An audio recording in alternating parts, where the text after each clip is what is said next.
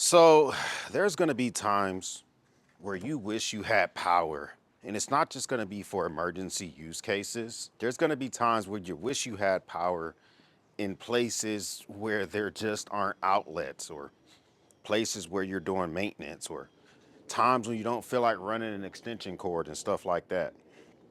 And this is like one of my favorite 2 kilowatt units that gives me like power, and it's relatively cheap. I'm gonna tell you some things I don't like about this AFERY. This is their P210 model. This is a 2 kilowatt model that I've been using for a couple of weeks now. And this unit itself, let me tell you the things that I think are a little bit quirky about it. I don't really trust the app. The only apps from a lot of these companies I trust as it stands right now are EcoFlow's app and Dabson's app. They're all Chinese companies, but this one seems to be the most developed, seems to be like the most legit, stuff like that. See this XT90 cord? Way too effing short.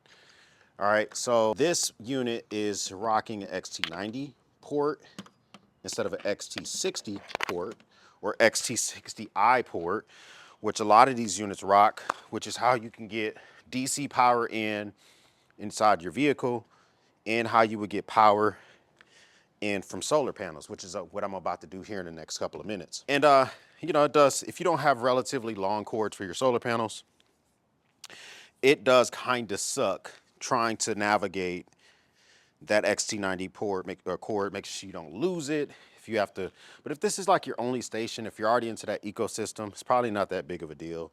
You're probably not going to be overly concerned about it, right? But it is just food for thought. If you're used to XT60s and stuff like that, it is something to think about. So that's number one. Number two, I can't figure out how to get this screen to turn off. That's why I bring up the app. The app has a setting that lets you turn off the screen in so many minutes or seconds or however long. I want the screen on this thing. I was trying to do a DC drainage test as well as an AC drainage test. And to be as fair to the unit as possible, I really wanted the screen to be turned off. Even though I know the screen is probably only pulling 1 watt, maybe even half a watt, I don't know, probably not a lot. I just wanted to make sure that as I used the unit and I was draining the power out of it, that it had the most fair chance against other 2 kilowatt stations that I've tested in the past. I couldn't get the screen to turn off, even like softly tapping it one time, that didn't work. Turning it off in the app, that didn't work. Setting it to a timer, that didn't work. All right, so not that big of a deal. I did notice that randomly on its own, the screen turned off, right? I had it plugged up to AC power. I unplugged it from AC power. It stayed on for 2 days, right? From AC power. But you know what I noticed is that if it has anything in its actual port, even if it's not plugged into the grid, if it's anything plugged in the port, I think maybe the unit the screen stays on no matter what. So, because when I actually unplugged it from the unit, even though it was not plugged in the wall, I don't know, 30 minutes later, the screen went off. Now, weird thing is that even with all of that, I couldn't replicate that when I was trying to do DC and AC testing. I don't think that's gonna be a big deal for you. I'm just identifying little quirky things, okay? But what are some good things that it could be useful for? I think that its use case is, you can use it in a lot of different scenarios, all right? So of course, we've been doing maintenance on this house for a couple years now. The one thing that we really have not completed or completely gotten done has been the complete renovation of this pool. So, of course, when it rains, I have to come and make sure that the pool is dumped, because if not, frogs will come, ravens, all sorts of animals will come over here thinking that this is the kick it spot. And this is where they're supposed to come over here and freaking mate, stuff like that. All right, so that's just something to think about. Another thing I don't like is that I wish this port here slid inside, because if you're trying to plug up a cord that has a 90-degree angle, or a larger that has like a higher stance, a higher pronounce to the actual plug itself, these plugs get in the way quickly, okay? That's just something I noticed. It's not anything that's it's not like 100% it's more of a first world problem. If you're just plugging up your common things, so if you're plugging up stuff such as your refrigerators to keep it running when power goes out, maybe you're running a space heater, induction heater, stuff like that, you're probably not even gonna notice it. I gotta drain this pool, and this is where I can tell you a few other things about it that I actually really, really like, okay? I like the ease of use. And although I couldn't turn that screen off, I like how freaking big the screen is. I'll put some B-roll of the screen itself. Huge. You can read the screen easily 20, 30 feet away. You can read it. Now, can you read it in direct sun? I really haven't tested that out. I guess I could throw it back over there in the sun and really give it a go and see would it be capable being tested out that way. But for me personally, it kind of really hasn't been like super something I've been really worried about. I just want to be able to see it no matter what I got going on and all of that good stuff. Now, sump pumps, of course, easy to use. Now, this may not sound like the biggest, most important thing in the world, but it is a thing, okay? I like the fact that it does have some type of app, okay? What is an app?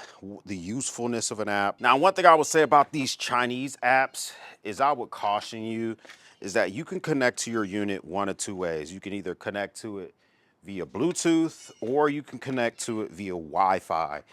If I don't super duper trust the app developer, if it's not named, like this app is not named after the company, it's like Brightstar or some stuff like that. Maybe it's the parent company, I don't know. But I only connect to these units via Bluetooth. EcoFlow, Dapson, Blue Eddy. Oh yeah, I do Wi-Fi. I got a little bit more trust for them, even though they're Chinese companies.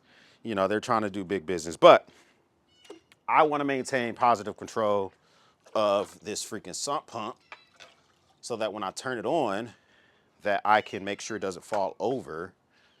But at the same time, I know that when I do that, it will cause the hose to go crazy. So I can turn it on. Of course, the hose, once the water starts to actually make it to the alley, I should be able to get more relief. There we go. And not have to like walk up to the unit, okay? So that's a positive, even at a minimum, being able to do small stuff like that. So right now, this sump pump is pulling out 362 watts. It's not bad. And says I'm at 92%. Says I got 4 hours remaining on that. It's not a bad number. So I like that ability to be able to control every port. DC output, USB output, and all of that good stuff. Here's a con though. It only has 100 watts on its fastest USB-C port. I'm used to these 2 kilowatt units doing their magic, figuring out how to give me at least one port at 140. I think I would have been okay with them eliminating one of these extra 20 watt USB-C ports, combining and maybe give me more power on one. And I am not sure the max output for these USB-A ports. Sometimes they're 18.5, sometimes they're 22.5, sometimes they're 15 watts. These are they say 3.0, which leads me to believe they're only 18 watts, but I haven't tested that out. But I do like the fact this thing has an XT60 drainage port, which was unique. I've never seen a unit where you can drain it with an XT60 port, and this one has that, which if you drain it with an XT60 port, that means you can pull up to 25 amps from that port. Now, what devices use an XT60 that would allow it? I have a couple of like DC only battery banks that have XT60 ports. They can use that. I don't know if they can pull 25 amps though. And that's like really it. Most of everything else I have uses barrel ports, which this does have, and those only pull 3 amps. So those are pretty unique. Now, the importance of having yourself some type of power, some type of power during an emergency situation is something you definitely want to make sure that you always have. Because when power goes out, we just recently had like a bunch of winter storms in the Northeast. And people, if you don't have the ability to keep one of your bedrooms, at least one bedroom, like comfortable, you're gonna feel it almost immediately, okay? So that's something that you definitely want to pay attention to, is the ability to keep different areas comfortable and stuff like that. That's why I think it's important to have emergency power. I'm gonna finish draining this pool, and then I'm gonna take you inside and run the numbers by you of how this unit did with DC drainage and AC drainage. All right, so what I normally do when I'm testing these units out is oftentimes I will actually test out the DC drainage test by kind of hooking it up to this, kind of like this DC drainage voltage tester thing or whatever, and I drain it completely from the DC port. And I was able to use the XT60 port in this case to do a full drainage. I'll put this footage on top of the video a little bit better because I know it's kind of hard to see. But in this case, this is the unit right here. So 1729.5 watt hours is what I did on my DC drainage test. Maximum for this unit, it's a 2048 watt hour unit, so 2 kilowatt unit. And it, for the DC drainage test, the number we got is 1729.5. That's 84% for the DC drainage test.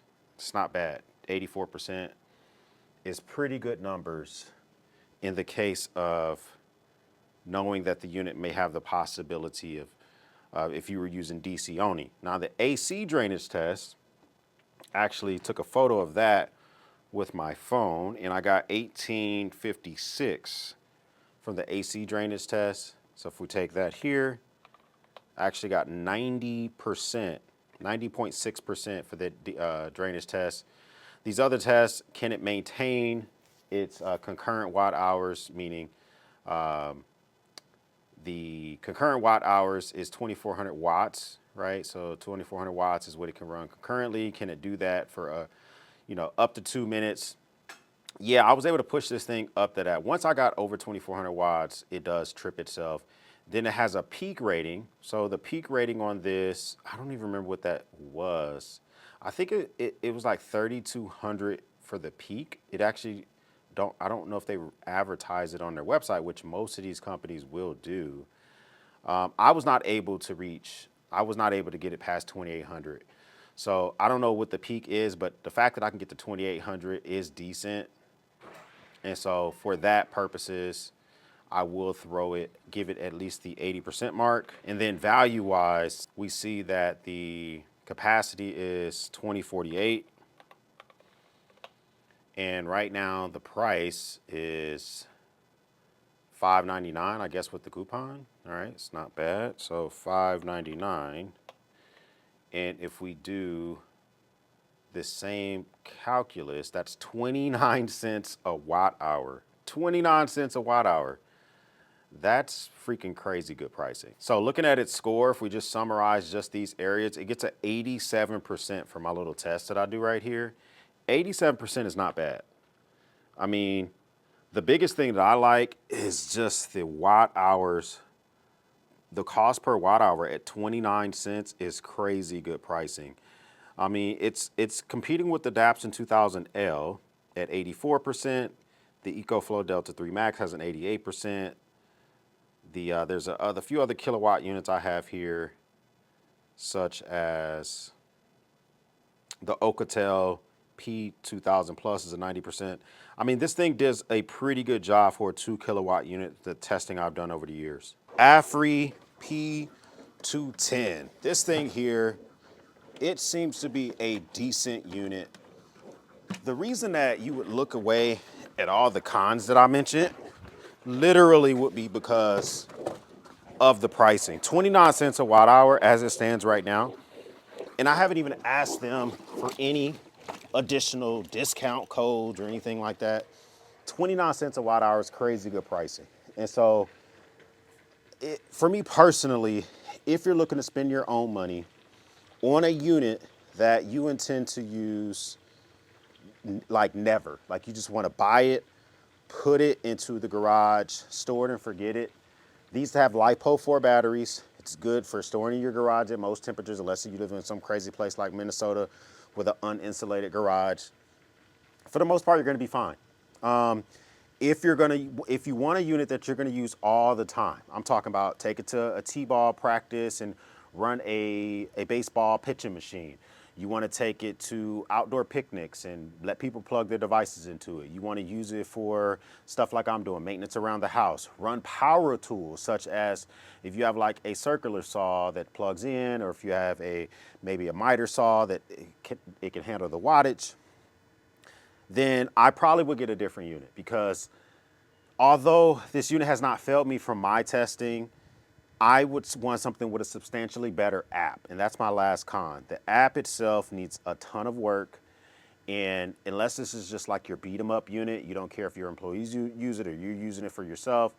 If it's something that you're really gonna wanna make sure has a good warranty, good app support, lots of features, like this thing doesn't have the ability to automatically turn off the DC and the AC ports and DC ports between certain hours. It does have auto off after a certain amount of non-usage, but I want something like, hey, when 2130 hits, turn off the AC ports. I don't care if something's actively drawing power, but I'm gonna give this away.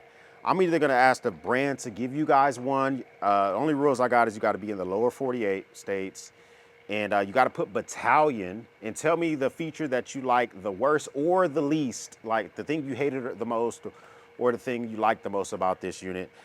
If you don't want to talk about the worst or least, tell me what you would do with this unit if you won one. I'm gonna try to convince the brand to just ship one directly to you. If they don't want to do that because they don't like, too many cons in the video or whatever, I'll pay and ship mine to you, okay?